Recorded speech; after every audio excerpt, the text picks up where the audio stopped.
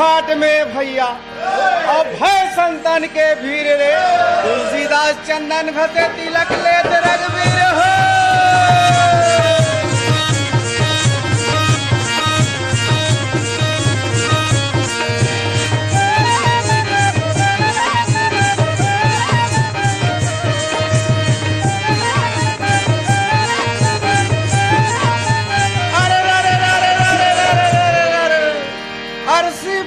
घमाघम संगी और मुनगा फूले सफेद हो बालापन में केवरा बदे जवानी भोगे भेद हो।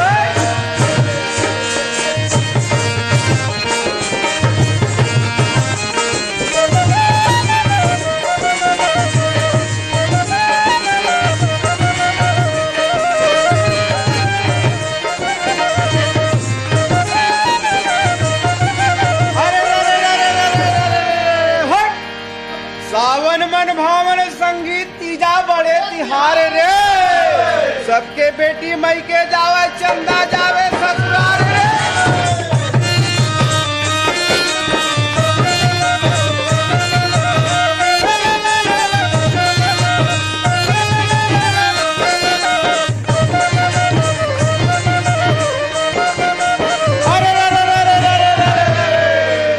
हिंदुस्तान के लौठी भैया शेर घू खाए रे एक के लाठी पड़े ले भैया तिड़ी बिड़ी हो जाए।